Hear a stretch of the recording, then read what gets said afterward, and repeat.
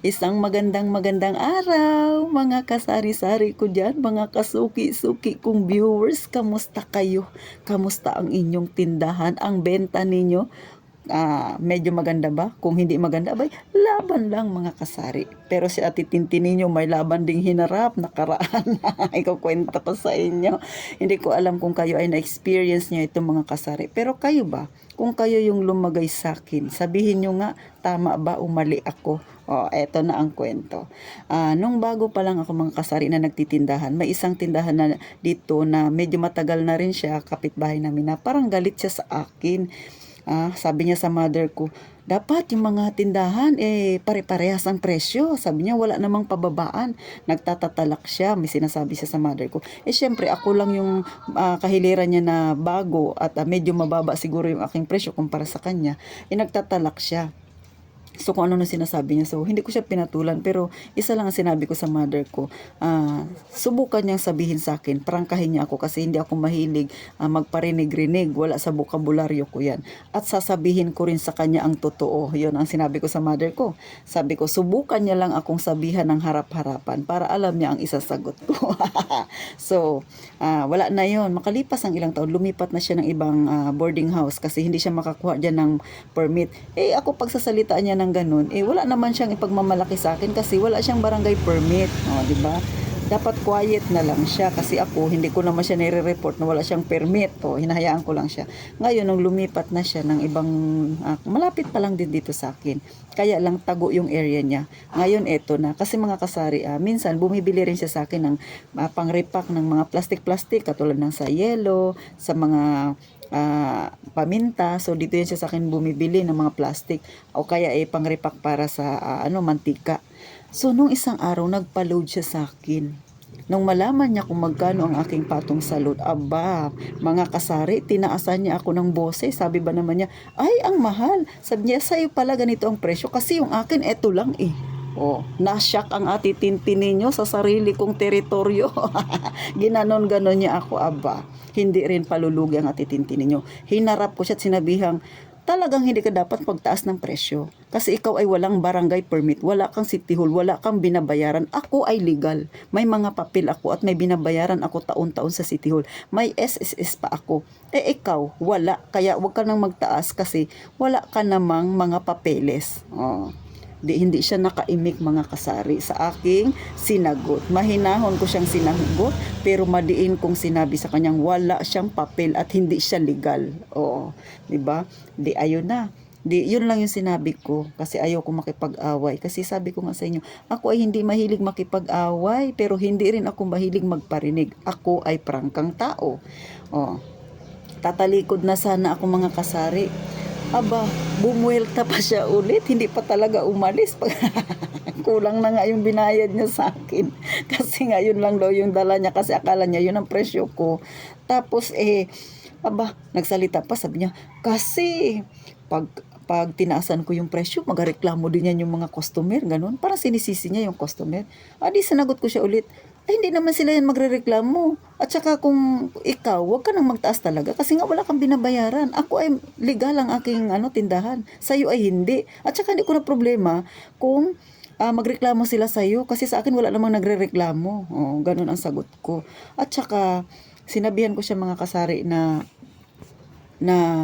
taon-taon ang papel na binabayaran ko sa City Hall ay hindi bumababa kundi tumataas. Ganon ang aking sinabi sa kanya. Hindi siya nagpalugi, talagang sumagot pa. Sabi niya, kasi yung akin naman maliit lang ang aking tindahan, sa'yo naman ay malaki, medyo malaki at puno. Nagpanting na naman ang tenga ng Ate Tintin ninyo. Niresbakan ko rin siya. Hindi ako pa, syempre, hindi ako patatalo.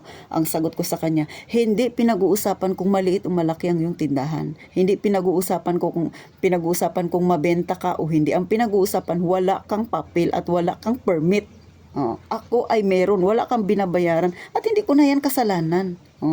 Ganon ang pagsasalita ko sa kanya kasi napuno ng ako mga kasari kasi sa mga ginagawa niya sa akin.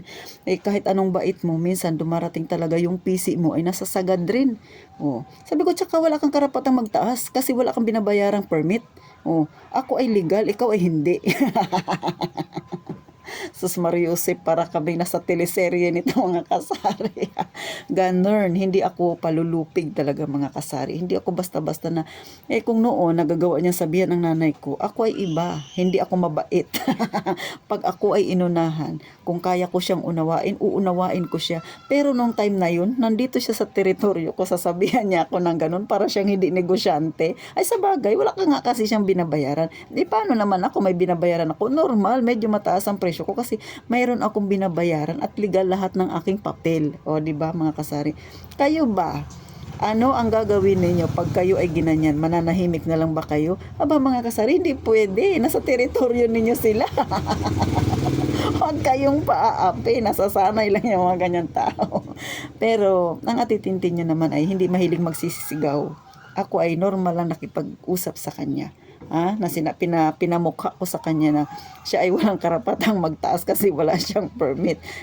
Hindi ko naman siya pinakikialaman. Sa totoo lang, hindi ko nga siya sinasabi pag may nag-inspection dito, nagtatanong kung saan pa ba yung mga may tindahan. Hindi ako mahilig magturo. Sinasabi ko lang, dyan sa mga ganyang area, hanapin nyo na lang.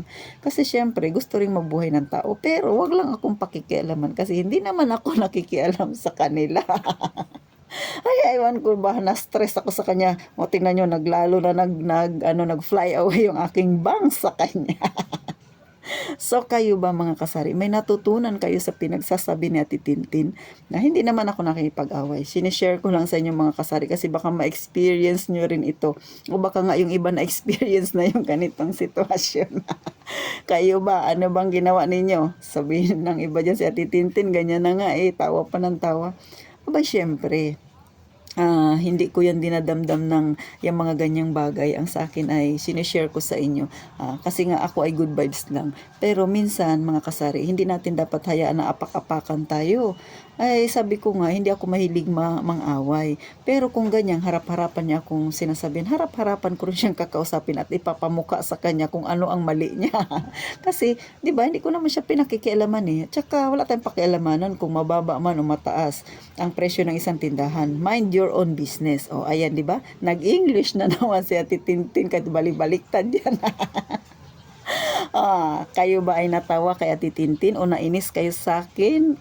Nasa sa inyo yan mga kasari. Pero kayo, subukan ninyong lumagay sa sitwasyon ko. Ano ang gagawin ninyo? Hahayaan nyo lang bang talak-talakan kayo? Nasa teritoryo ninyo sila? So, ganun mga kasari ha. So, paano mga kasari sa mga hindi pa nakalike tsaka subscribe dyan? Pasuyo naman mga kasari. Huwag nang mahiyang mag-subscribe kay Ate Tintin ha. So, paano hanggang dito na lang ang aking munting vlog mga kasari. Kahit na gano'n yung nangyari sa akin. Ay, si Ate Tintin ninyo tuwang-tuwa pa rin. Ay, hindi niya masisira ang mood ko. Kahit na maagang-maaga pang nangyari yun mga kasari. Wala siya. So, paano? Gaya ng palagi kong sinasabi mga kasari, mag-iingat tayo sa mga ganyang kakompetensyang ugali. At mag-iingat kayong palagi mga kasari.